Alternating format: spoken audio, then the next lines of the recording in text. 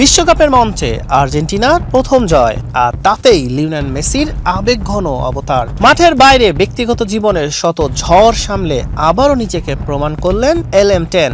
আলজেরিয়ার বিপক্ষে ম্যাচে নেওয়া এক জাদুকরী শটে দলকে লিড এনে দেন তিনি। তবে গোল উদযাপনের পর ক্যামেরায় যখন মেসির চোখে পানি দেখা যায়, তখন ফুটবল বিশ্ব থমকে দাঁড়ায়।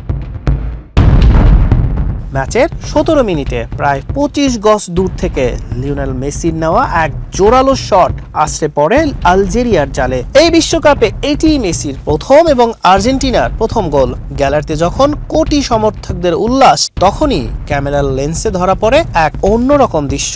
দেখা যায় গোল করার পর কাঁদছেন ফুটবল জাদুকর। এটা কি বিশ্বকাপে নিজের শেষ যাত্রার প্রথম ম্যাচে গোল করার আনন্দ, নাকি অন্য কোনো কারণ? ম্যাচ শেষে আর্জেন্টাইন অধিনায়ক জানালেন, কারণটা ফুটবলীয় নয়।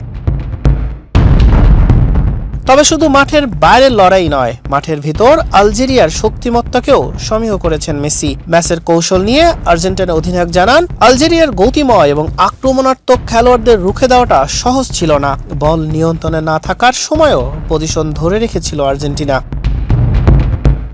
প্রথমার্ধের কঠিন চাপ সামলে দ্বিতীয়ার্ধে চেনা ছন্দে ফেরে আলবিসেলেস্তেরা। আলজেরিয়ার বিপক্ষে হ্যাটট্রিক পূর্ণ করার পরই মাঠ ছাড়েন মেসি। কোচের ভালোবাসা আর দলের শতভাগ সমর্থনে মানসিক চাপ জয় করে মেসি আরও একবার প্রমাণ করলেন কেন তাকে ফুটবল ইতিহাসের সর্বকালের অন্যতম সেরা বলা হয়।